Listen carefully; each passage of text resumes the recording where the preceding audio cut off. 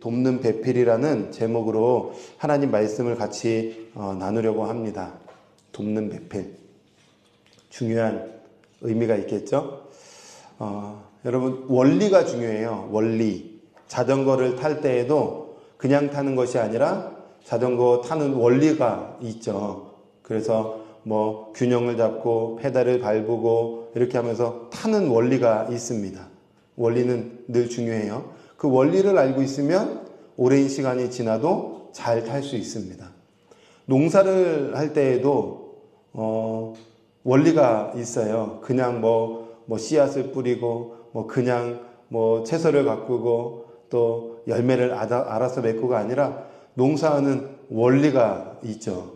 요즘은 저희는 농사를 잘 안 하는데 맞아요? 원리가 있죠. 씨앗도 뿌릴 때에는 막 대충 뿌리는 게 아니라 어느 정도 땅에 깊이를 해서 씨앗을 뿌리고 또 물도 줘야 되고 가꿔 줘야 되고 이런 원리가 있어요. 원리를 알아야 농사를 잘 할 수 있습니다. 원리를 모르면 아무리 열심히 해도 농사가 잘 안 되겠죠. 가정을 세워갈 때에도 가정 원리가 있습니다. 하나님께서 가정을 행복하게 가꿀 수 있는 원리를 알려주셨어요. 그런데 이 원리를 배우지 못하면 가정을 돌보고 가정을 가꾸고 가족의 행복의 열매를 갖는데 참 쉽지 않을 때가 있습니다. 그래서 원리를 알아야 됩니다. 오늘은 이 창세기 2장 말씀을 통하여서 특별히 이 5월 가정의 달 마지막 주에 가정 원리 함께 고민해보고 배우는 시간 되었으면 좋겠고요. 오늘 말씀을 준비하면서 특별히 부부에 관한 말씀이라고 생각할 수 있지만 아니에요. 그걸 뛰어넘는 말씀이라서 우리 막내 화평이부터 우리 청년 이제 가정을 세워가야 될 우리 은지 청년까지 오늘 말씀을 잘 귀담아 들어보세요. 그래서 이런 원리로 가정을 세우고 이런 원리로 교회를 세워가야 되는 것이구나 라고 생각해보는 시간 되었으면 좋겠습니다. 우리가 매주 월요일마다 성경이 읽어지네 구약편을 배우고 있고 지난주에 이제 4주가 끝나면서 창세기 말씀이 끝이 났어요. 그런데 4주 동안 창세기 말씀을 배우면서 특별히 창세기 1장과 2장, 3장과 4장을 좀 깊이 나름 공부하는 시간을 가졌는데 하나님께서 주신 창세기 1장과 2장 말씀 중에서 우리가 배웠던 하나님의 스타일에 대해서 공부를 했었습니다. 기억이 나시는지 모르겠어요. 하나님의 스타일은 어떤 스타일이다? 와, 정확하게 잘 배웠어요. 하나님의 스타일은 공동체 스타일이다. 이게 성경에 담겨져 있습니다. 창세기 1장 26절의 말씀에 보면 이렇게 말씀하고 있어요. 하나님이 이르시되 우리의 형상을 따라 우리의 모양대로 우리가 사람을 만들다 라고 표현되어 있습니다. 여기서 우리라는 것은 우리 하나님을 말하는 거죠. 우리 하나님은 단수입니까? 복수입니까? 복수이기 때문에 이것을 공동체 하나님이다 라고 가르쳐 드렸었어요. 그래서 하나님은 공동체로 존재하시는, 즉 성부, 성자, 성령 하나님으로 함께 하시는 공동체이신 하나님이기 때문에 하나님의 스타일은 공동체 스타일이다. 그런데 이 공동체이신 하나님께서 지으신 사람, 이거 기억해야 돼요. 사람이라는 단어는 아담이라는 단어예요. 아담이라는 단어는 사람이라는 뜻이에요. 이것은 오늘 잘 기억하고 계셔야 돼요.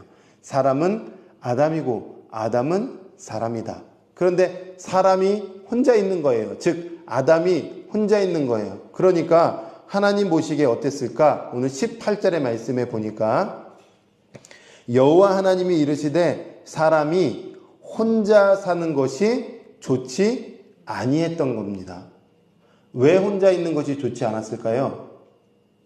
하나님의 스타일이 아니었기 때문입니다. 왜냐하면 하나님은 우리의, 즉 공동체로 계시는데 아담은 단도가 혼자 있었기 때문에 내 스타일이 아니네 라는 거였어요. 그런데 혼자 사는 것이 좋지 않았다라는 것은 이게 이제 부정적인 의미가 아닙니다. 아직 미완성됐다라는 의미예요. 그러니까 적극적인 의미로 하나님 만들어 주실 겁니다. 완성된 의미로 보여주실 거예요. 그것이 이제 공동체로 만들어 주시는 거죠. 그래서 오늘 우리가 읽었던 21절에서 23절의 말씀에 보니까 이렇게 말씀하고 있어요. 잘 보시죠. 여호와 하나님이 아담을 깊이 잠들게 하시니 잠들매 그가 그 갈빗대 하나를 취하여 살로 대신 채우고 여호와 하나님이 아담에게서 취하신 그 갈빗대로 여자를 만드시고 그를 아담에게로 이끌어 오시니 아담이 이르되 이는 내 뼈 중에 뼈요 살 중에 살이라 이것을 남자에게서 취하였은즉 여자라 부르리라 하시니라. 여러분 어떻게 아담의 짝을 지어주셨냐면 하나님께서 아담을 깊이 잠들게 하심으로 그의 갈빗대를 취하여 또 다른 사람을 만들어서 여자라고 칭하게 됐던 거예요. 그런데 늘 제가 완벽한 건 아니지만 번역이 늘 아쉽다고 했던 건 뭐냐면 여기에서의 갈빗대는 우리가 생각하는 갈비뼈일까요? 아닐까요? 아니에요. 여기서 쓰인 단어의 갈빗대는 그 갈빗대가 아니라 본래 의미는 이편, 저편, 이쪽, 저쪽이라는 뜻이에요. 그래서 여러분 제가 여기 모서리가 보이죠? 모서리에는 이편이 있고요. 이편이 있어요. 저편이 있어요. 이쪽이 있고요. 저쪽이 있는 거예요. 즉 어떤 물질적이고 보여지는 것이 아니라 아담의 한편, 아담의 한쪽을 취하여서 또 다른 사람을 만들어 주신 거예요. 그게 성품일 수도 있겠죠. 어떤 기질일 수도 있을 겁니다. 정확하게는 모르겠어요. 그런데 이 단어가 여성형으로 쓰여 있기 때문에 어떤 그 아담이라는 사람 안에 있는 여성성이 있는 걸 취하여서 사람을 만드신 거예요. 사람에게서 또 다른 사람이 나왔다라는 거죠. 그런데 놀라운 것은 뭐냐면 아담이 깨어났어요. 그리고 하나님께서 그 또 다른 사람을 아담, 즉 사람에게로 이렇게 이끄시니까 아담이 그 또 다른 사람을 보고 뭐라고 표현했냐면 이는 내 뼈 중에 뼈요 살 중에 살이라고 고백하게 된 거예요. 깨달은 겁니다. 깨달은 게 지혜인 거예요. 이게 무슨 깨달이냐면 나다라는 것을 깨닫게 된 거예요. 그냥 나다가 아니라 이 나로부터 시작돼서 내가 나왔구나라는 것을 온몸으로, 온 정신으로 깨달은 지혜였던 겁니다. 그래서 뼈 중에 뼈요, 살 중에 살이라고 했던 이 고백은 아담이네? 이렇게 고백한 거예요. 아담이 아담이네? 사람이 사람이네? 이렇게 고백한 겁니다. 근본적으로 우리는 하나다라고 깨닫는 거예요. 가정을 세워가는 지혜는 뭐냐면 단순히 생물학적으로 여자와 남자가 호르몬에 의해서 사랑의 호르몬에 의해서 만나서 대충 결혼하고 가정을 세우고 이게 아닙니다. 가정의 핵심은 뭐냐면 나를 찾는 거예요. 나를 발견하고 나화되는 겁니다. 그래서 남편이 나랑 기질이 안 맞아, 나랑 성품이 안 맞고 성향이 안 맞아. 안 맞아요. 안 맞는 사람에게 끌리게 되어 있습니다. 네. 안 맞아요. 잘 맞으면 또 잘 맞는 대로 화가 나고요. 안 맞으면 안 맞는 대로 화가 나요. 죄성이 그럽니다.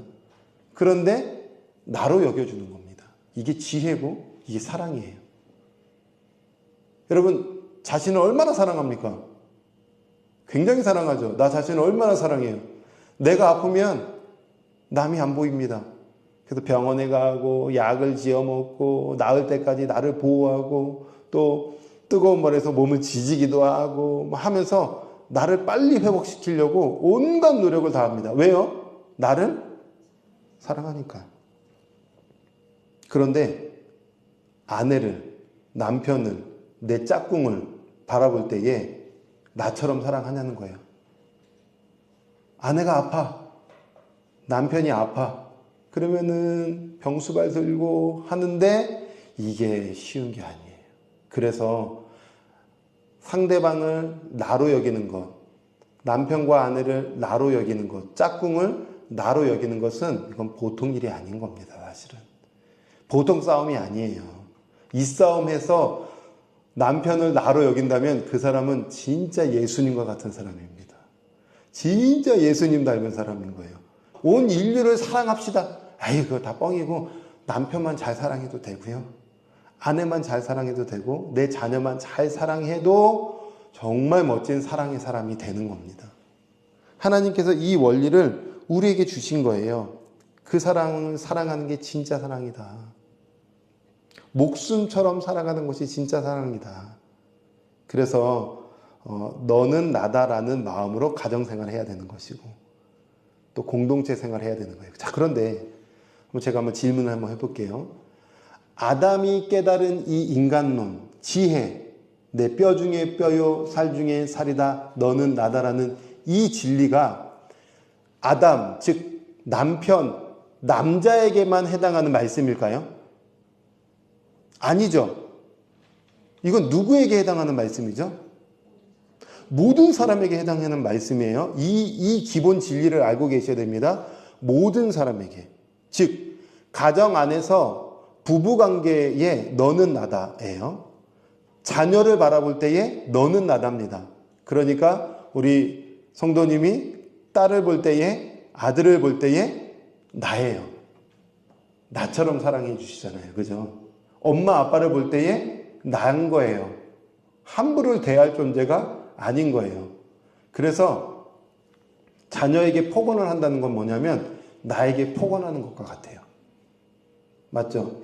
이 XX 같은 우울하질 뭐 이렇게 해가지고 가면은 나에게 나는 우울하질 사람이야 뭐 이렇게 하는 거예요. 이 못된 뭐 내가 못되구나라고 나에게 욕하는 것 같은 거예요. 함부로 말하면 안 되고 함부로 폭언하면 안 되는 거죠. 네, 나에게 돌아와요. 그게 다. 사랑한다는 것은 나를 사랑하는 것이고 내 아내와 남편을 사랑한다는 것은 곧 나를 사랑한다는 거랑 똑같은 원리가 되는 겁니다. 여러분 이 원리를 가지고 이 가정의 날 우리가 가정 안에서 자녀를, 부모를, 아내를, 남편을 나처럼 사랑하는 그런 복된 가정이 되기를 주님의 이름으로 축원합니다. 이 원리가 교회에게도 해당되겠죠. 제가 우리 미소를 볼 때에 미소는 나예요. 그죠? 우리 미소 먹고 싶은 거 사줄 거야. 아팠는데도 왔으니까. 나니까 얼마나 훌륭해. 그죠? 서로를 나처럼 여기면 그 공동체는 행복한 공동체가 되는 거예요. 근데 공동체가 왜 깨질까요? 나로 여기지 않으니까요. 자, 그런데 오늘 우리가 주목해 볼 것은 하나님께서 혼자 있는 사람, 즉 아담에게 짝을 지어 주셨는데 어떤 역할로의 또 다른 사람을, 짝을 보내주셨는가? 오늘 18절의 말씀을 다시 한번 보시면 여호와 하나님이 이르시되 사람이 혼자 사는 것이 좋지 아니하니 내가 그를 위하여 무엇을 지으셨다고요? 돕는 배필로 또 다른 사람을 지어주셨다는 거예요. 잠깐 저를 보실까요? 아담이 깨달은 인간론, 너는 나다, 이 진리가, 이 생명의 말씀이 아담에게만 해당되는 말씀이 아니고 남편들에게만 해당되는 말씀이 아니라 우리 모두에게 해당되는 말씀이라고 한다면 또 다른 사람도 사람이죠. 단순한 여자가 아니고 단순한 아내가 아니라 사람입니다. 똑같은 사람이에요. 그러면 그 사람을 돕는 배필이라고 했다면 이 말씀은 여자에게만 해당되는 말씀일까요? 아내에게만 해당되는 말씀일까요? 그럼 누구에게 해당되는 말씀일까요? 서로에게. 여러분, 한국 사회에 안 좋은 문화가 하나 있어요. 남편은 하늘, 아내는 땅. 어디 남편에게 뭐 하늘에게 막 이렇게 하죠? 성경적이지 않습니다. 지금은 그런지 모르겠어요. 오랜 시간, 몇십 년 전에만 해도 남편과 남자들끼리 식사하고 여자와 엄마들은 아랫목에서 식사하고 뭐 사랑하는 마음으로 이렇게 남편을 이렇게 높여드리면 그건 뭐 좋은 마음이겠죠. 그런데 뭔가 상하 구조처럼 차등을 두는 것처럼 하는 것은 결코 성경적이지가 않아요. 왜냐하면 돕는 배필로 우리 모두가 지음받았기 때문에 그렇습니다. 그럼 여러분 돕는 배필이 뭘까요? 오늘 이 부분 같이 한번 배우려고 하는 거예요. 이 부분. 이 부분을 잘 성경적으로 아는 것이 중요하기 때문에 그렇습니다. 단어를 한번 살펴볼까요? 배필이라는 단어부터 한번 보시죠. 돕는 배필 중에 배필. 여러분 배필이라는 단어는요. 본래는 이런 의미입니다. 앞에서처럼 마주보고 있는 것처럼 이것을 번역했던 것을 배필이라고 표현한 겁니다.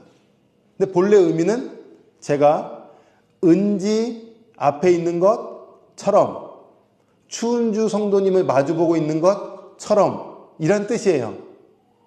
이걸 풀어서 설명하면 동등한 위치다 라는 거예요. 동등한 위치다. 아담에게 지어주신 하와는 남자 여자를 구분하려고 한 게 아니라 너와 나는 동등한 위치다. 어떤 동등한 위치냐? 돕는 동등한 위치다. 돕다라는 말이 뭘까요? 말 그대로입니다. 돕는 겁니다.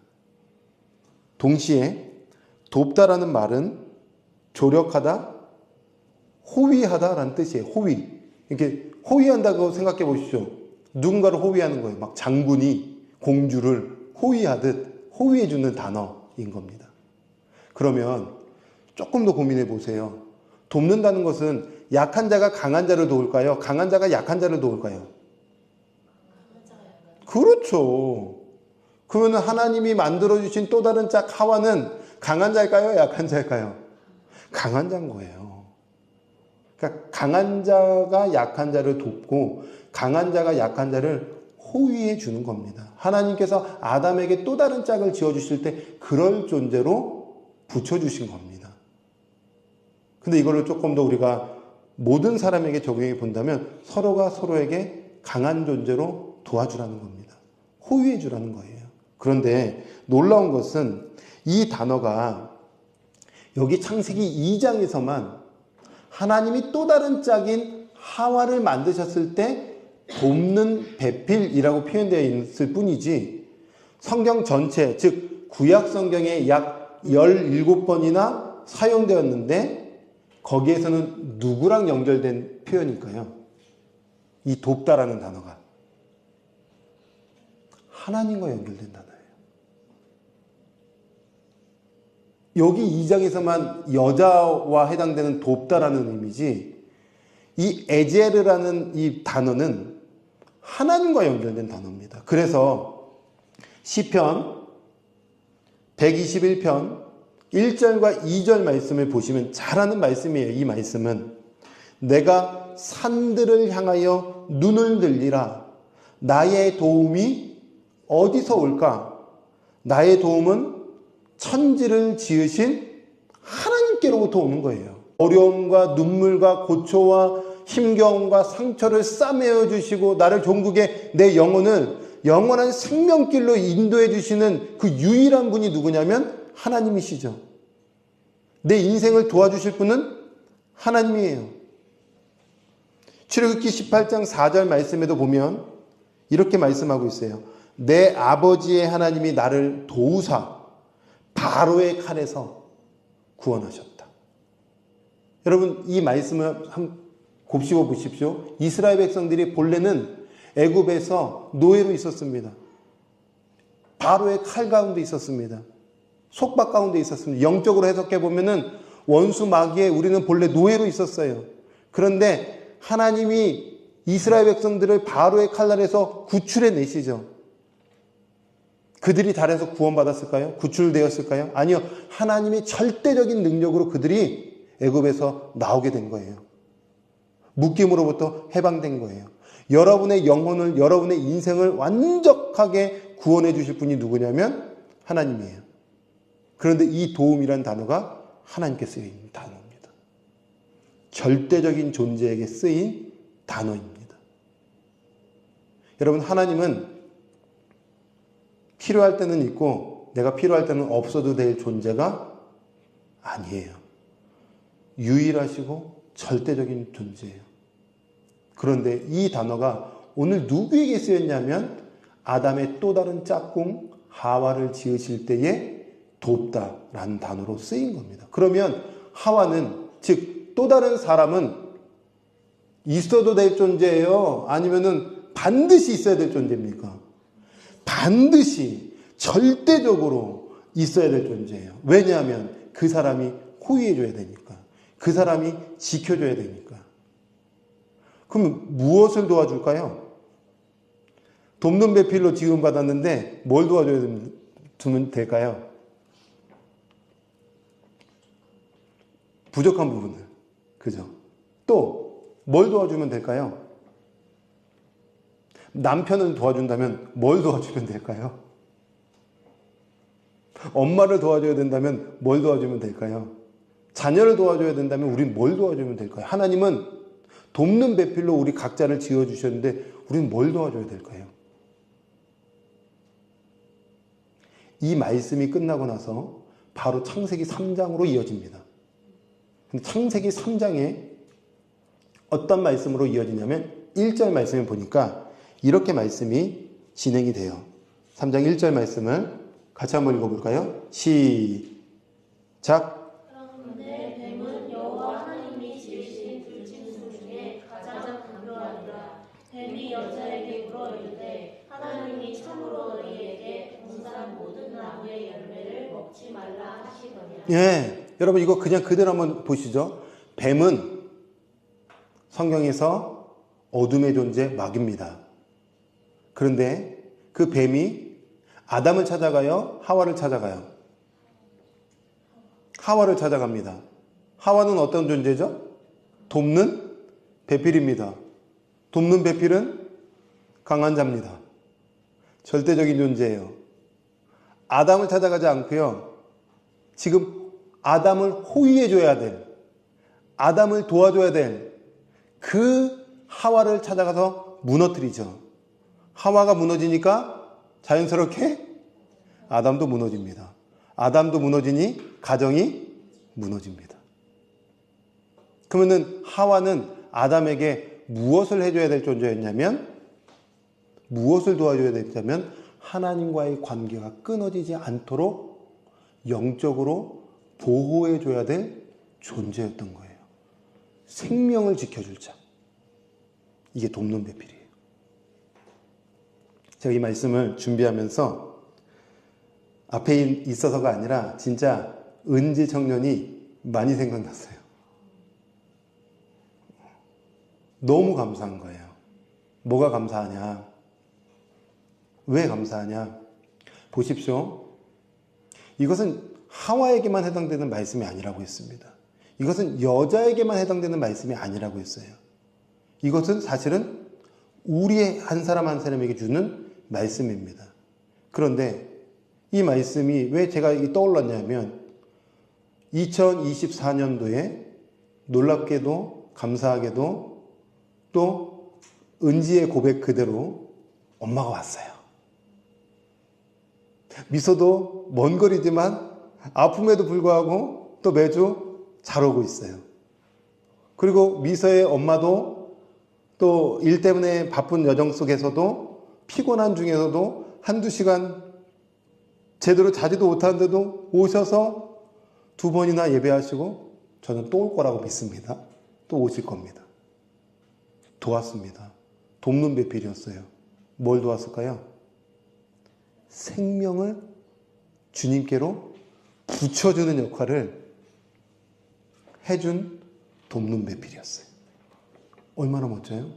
그래서 여튼 귀한 가족이 한 영혼 한 영혼이 와서 예배하고 말씀 듣고 하나님께 연결되어서 하나님께 꼭 붙어줬으니 뱀으로부터 보호해 준 거고 생명을 지켜준 겁니다. 이게 돕는 배필로서의 역할이에요. 이건 딸을 넘어선 배필인 거죠. 동등한 위치에서 생명을 보호해 준 겁니다. 저는 그래서 너무 감사해요. 너무 귀하고. 왜 그러냐면 이제 이 가정은 주님의 방주 안에서 또 다른 생명을 보호해 주는 돕는 가정, 돕는 배필, 돕는 사람이 될 겁니다. 하나님께서 이렇게 부르셨어요. 자, 그렇다면 이것을 다시 가정으로 한번 끌고 가 보십시오. 남편 아내를 떠나서 내 안에 또 다른 짝꿍을 주셨다는 건 뭐냐면 도와라. 그가 생명이 없다면 생명을 가질 수 있도록 도와라. 그래서 우리가 오늘 믿음으로 기도할 때에 그 기도는 능력이 되고 역사가 되어서 아빠가, 남편이 주께로 돌아오는 물꼬가 될 줄 믿습니다. 네, 그런 거예요. 그런 원리입니다. 하나님께서 우리를 그렇게 부르셨어요. 남편이 세상의 가치 속에서 얼마나 치열하게 노출되어 있는지 몰라요. 세상의 가치, 어둠의 문화 속에서 그 마음과 영혼이 얼마나 지쳐 있는지 몰라요. 근데 우리가 보호해 주는 겁니다. 격려해 주고 힘을 주는 겁니다. 그리스도 안에 거할 수 있도록 따뜻한 말 한마디 해주는 겁니다. 사랑의 언어를 해주는 겁니다. 그러면 점점 이게 마음도 풀리는 거예요. 그래서 저 사람은 뭐가 저렇게 행복하고 저 사람은 뭐가 그렇게 여유롭고 저 사람은 뭐가 그렇게 행복하지? 라고 눈이 열리면서 주께로 돌아오는 한 발짝 내미는 은혜가 생기는 거예요. 이게 돕는 배필이죠. 아내가 세상 물결 속에서 얼마나 치열하게 살아가는지 몰라요. 엄마들이요. 그래서 엄마를 보호해줘야 됩니다. 나를 사랑하듯 아내를 사랑하고 하나님 안에서 잘 지낼 수 있도록 영적으로 체크해 주는 것은 너무 중요한 거예요. 우리 자녀들이요, 세상의 풍파 속에 얼마나 치열하게 마음과 육신이 지쳐가고 있는지 몰라요. 예. 하나님 알지 못하는 사람들 만나서 하는 얘기들은 뻔합니다. 성공, 돈, 자기 자랑, 자기 인기. 여러분, 부모가 돕는 배필입니다. 돕는 위치로서 자녀들이 마귀의 손 안에 노란하지 않고 영적으로 바로 설 수 있도록 또 우리를 도우라고 부모를 붙여주신 겁니다. 여러분, 우리가 교회입니다. 영적인 가족이에요. 서로가 서로에게 영적 돕는 배필이 되는 겁니다. 그래서 한 주 동안 잘 지내셨어요? 어려움은 없으셨어요? 하나님과의 관계는 어떠세요? 하나님과 잘 호흡하고 계세요? 일이 중요한 게 아닙니다. 하나님과의 관계가 중요합니다. 말씀 안에 거하고 계세요? 그래서 행복합니까? 또 우리는 점검해 주는 거예요. 식사 끝나고 교제할 때에도 그거 우리가 체크해 주는 겁니다. 그래서 기도 제목은 뭡니까? 그래서 제가 한 주 동안 기도하면서 오늘 말씀을 딱 준비하는데 번뜩 하나님이 해머로 내 머리를 탁 치는 것처럼 반석아, 너가 밥 먹고 교제하고 말씀 중심으로 나누는 거 좋은데 왜 기도 제목 안 물어? 제가 순간 충격을 조금 받았어요. 그러네. 우리가 서로 돕는 배필인데 상대방이 한 주 동안 무엇을 위해서 기도하고 어떤 애씀으로 살아갈지 내가 기도 제목을 묻지 않고 나눈 것으로만 기도하고 생각했네. 오늘은 꼭 물어야 되겠다. 이따가 서로 물어주세요. 그렇게 가는 겁니다. 그게 가족입니다. 그래서 가정 안에서 돕는 배필로 우리를 부르셨고 교회 안에서 영적 돕는 배필로 우리를 부르셨다.